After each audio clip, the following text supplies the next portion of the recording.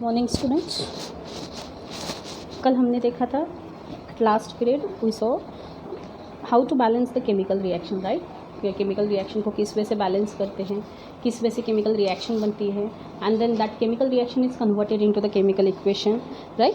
So today we saw the to make the equation more informative, to make the equation more informative, कि आपका जो equation है उसे और ज़्यादा मोर इन्फॉर्मेटिव किस वे से बनाया जा सकता है, वो हमें इस टॉपिक में पढ़ना है। ओके, सो उसके लिए प्रोसेस है, first is by indicating the physical state, by indicating physical states of the reaction and product of the reactants and product. Means अगर आपको एक रिएक्शन दी गई है और उसको मोर इन्फॉर्मेटिव आपको बनानी है, तो उसको मोर इन्फॉर्मेटिव बनाने के लिए आप उसे किस वे से रिप्रेजेंट करोगे, कौन से सिंबल्स दोगे, वो हमें देखना है। जैसे कि for example I write down here the one example, hydrogen plus oxygen to give H2, you know very well, hydrogen always present in the gaseous state, oxygen always present in the gaseous state, and the water हमेशा किस में रहेगा, liquid state. Sometimes it is present in the gaseous state but steam form में अगर है तो ठीक है। तो पहले आपको मोर इन्फॉर्मेटिव इंडिकेट करना है, तो उसकी फिजिकल स्टेट यानी क्या आपको नोट डाउन करना पड़ेगा, it may be a solid, liquid, gaseous और एक्वियस। सॉल्यूशन आपका कैसा है, इस वे से उसे रिप्रेजेंट किया जाता है, जिसे बोला जाता है सुटेबल रिप्रेजेंटेशन। फिजिकल स्टेट से उसे रिप्रेजेंट करना है। अगर solid state is indicated by the symbol S, solid state अगर है तो उसे एस सिंबल से डिनोट किया जाता है। लिक्विड स्टेट है तो स्मॉल एल सिंबल से डिनोट किया जाता है। गैसियस स्टेट है तो small G, and the aqueous state अगर है तो एक्वियस स्टेट को ए क्यू करके यूज किया जाता है। Aqueous state means what, those are the substances, solid substances dissolve in a water and the solution is prepared. जैसे कि for example zinc react with H2SO4, है ना, H2SO4 gives ZnSO4 plus hydrogen. Okay, zinc is nothing but your solid state. H2SO4 always present in the aqueous state, क्योंकि dilute H2SO4 अगर use करते हैं तो उसमें वाटर ऐड करके उसे डाइल्यूट किया जाता है। ZnSO4 always present in the aqueous state and hydrogen is gaseous state. Understood. तो इस वजह से सुटेबल उसे रिप्रेजेंट किया जाता है सुटेबल फिजिकल स्टेट से। Clear this point. Then second type, this is your first type. Second type is to indicate the heat change in an equation, to indicate heat change in an equation. Heat change in an equation means heat में क्या changes होती है, heat absorb होती है या heat evolve होती है। तो there are the two types of reaction is takes place. First is your exothermic reaction and the second one is endothermic reaction. तो पहले एक्सोथर्मिक रिएक्शन होती है। Exothermic reaction means which types of reaction, that reaction in this reaction the heat is evolve, जिसमें heat क्या होती हो, evolve होती हो, that is are known as the exothermic reaction. आप नोट डाउन भी कर सकते हो। सो फॉर एग्जाम्पल कार्बन लेते हो, कार्बन की रिएक्शन एटमॉस्फेरिक ऑक्सीजन के साथ अगर होती है तो ऑब्वियसली क्या होता है, large number of carbon dioxide gas plus बहुत ज़्यादा हीट इवॉल्व होती है। जैसे पेट्रोल वगैरह जल जाता है ना, आप देखते हो जलता है तो वो क्या होता है, लार्ज नंबर ऑफ हीट और कार्बन डाइऑक्साइड गैस इवॉल्व करता है। That carbon particle combine with atmospheric oxygen to form the CO2 and the large number of heat is evolve. Heat अगर इवॉल्व हो रही है तो that means this reaction is known as your exothermic reaction. वो reaction क्या होगी आपकी, exothermic reaction. उसे in the form of heat या फिर हीट एनर्जी करके भी आप उसे बोल सकते हो, ठीक है, जिसमें हीट या फिर हीट एनर्जी या फिर right down in the simple form of energy भी लिखी हो तो वो भी क्या रहती है, हीट एनर्जी रहती है, जिसे वो कौन सी टाइप की रिएक्शन बोली जाती है, हमेशा exothermic reaction. Clear. Then second type of reaction is nothing but your endothermic reaction. Endothermic reaction, definition of endothermic reaction, definition क्या होगी, in this reaction in which the heat is absorb, ऐसी reaction जिसमें heat क्या करते हो, absorb की जाती हो, जिसे दी जाती है, एब्जॉर्ब होती है, that reaction is known as your endothermic reaction. Right down this reaction, जिसमें हीट एब्जॉर्ब होती है उसे बोला जाता है एंडोथर्मिक, जिसमें हीट इवॉल्व होती है, बाहर निकलती है, उसे बोला जाता है exothermic. For example nitrogen gas combine होता है ऑक्सीजन गैस के साथ, ठीक है। ऑक्सीजन गैस कहाँ से मिलती है, मीन्स आपको उसे हीट देना पड़ता है and to form a nitrogen monoxide twice, means यहाँ पे क्या हुआ है, nitrogen gas and oxygen gas combine हुए एक दूसरे के साथ, right, that nitrogen gas and the oxygen gases form और हीट दी एटमॉस्फेरिक ऑक्सीजन जो है वो क्या हो रहा है, यहाँ पे हीट दी आपने, जैसे ही आपने हीट दी, हीट एब्जॉर्ब हुई है, absorb that nitrogen gas and to produce the nitrogen oxide, that reaction is known as your endothermic reaction. During that the endothermic reaction, in this reaction क्या होगी, हीट इज एब्जॉर्ब और usually indicated by the heat energy heat, all these are the absorb in this reaction is known as your endothermic reaction. उसे कौन सी reaction बोली जाती है, endothermic reaction. Clear this heat changes, there are the two types of heat changes takes place in it, exothermic reaction and endothermic reaction. Then third type is, write down here, third type is to indicate the conditions under which the reaction takes place, to indicate the condition under which the reaction takes place.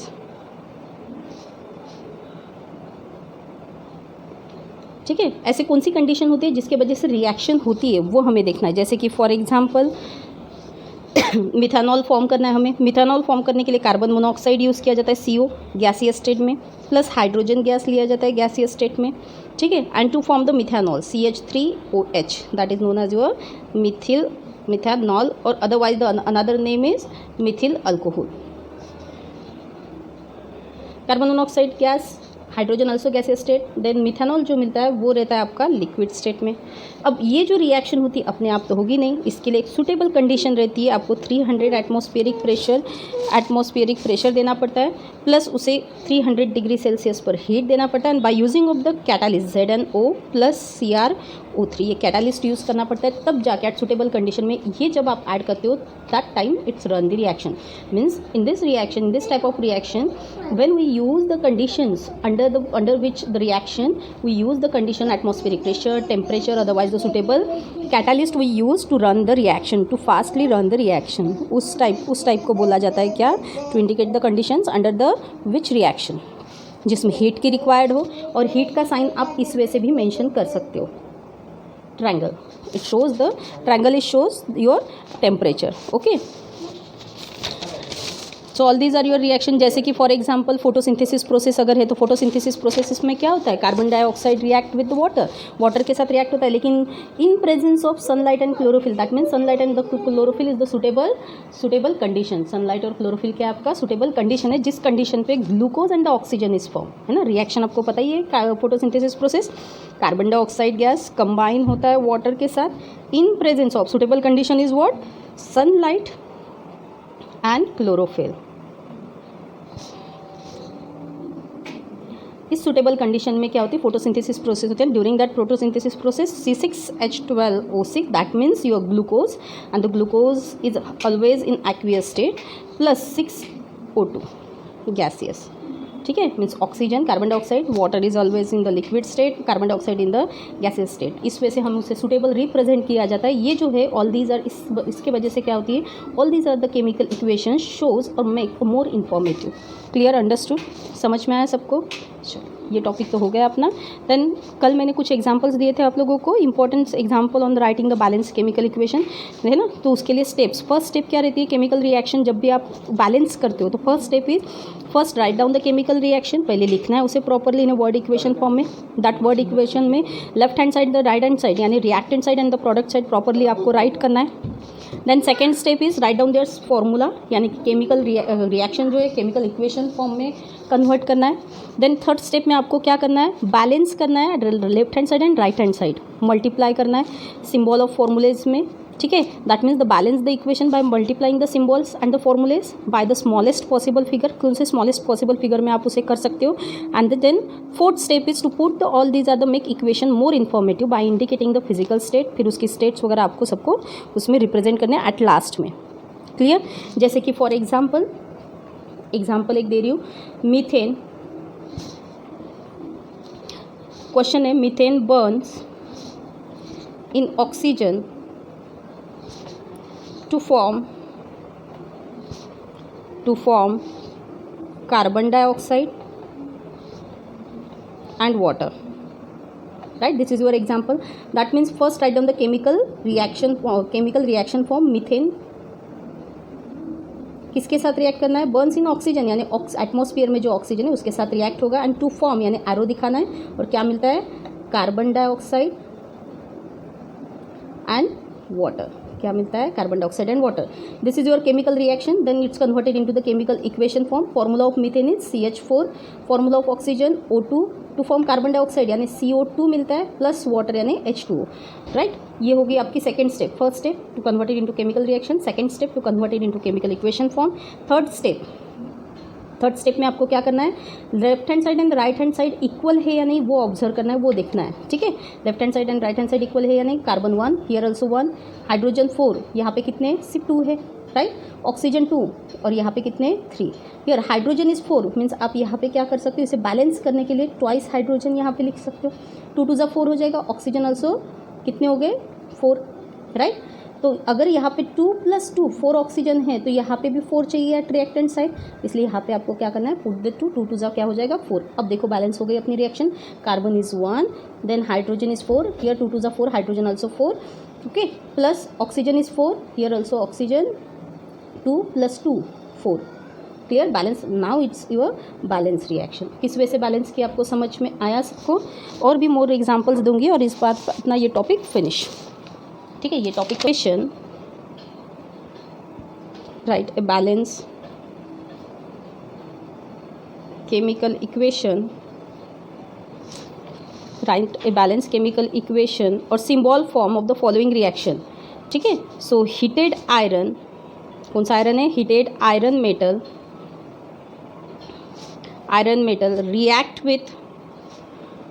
with steam to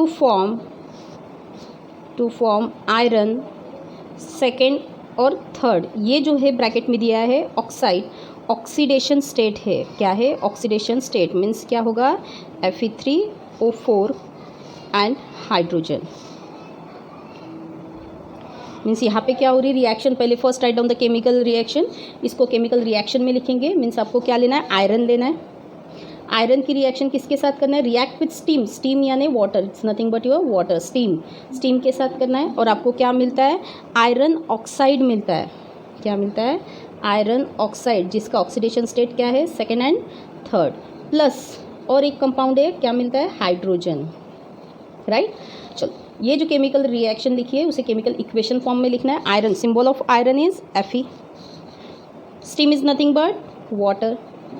ठीक है. Iron oxide का formula is given Fe3O4 plus hydrogen H2. अब note down करो, देखो कितने हैं अपने पास. Oxygen is 4, Fe3. Right. Then H2 दो हाइड्रोजन ऑलरेडी है, Fe1 ही है. राइट. तो एट लास्ट हमें उसे बैलेंस करना है. तो बैलेंस करने के लिए सबसे पहले हमें क्या करना पड़ेगा कि कितने ऑक्सीजन हैं पहले वो देखो. First balance this reaction. Right down in here Fe plus H2O gives Fe3O4 plus hydrogen. Here oxygen is 4 and then here oxygen is 1.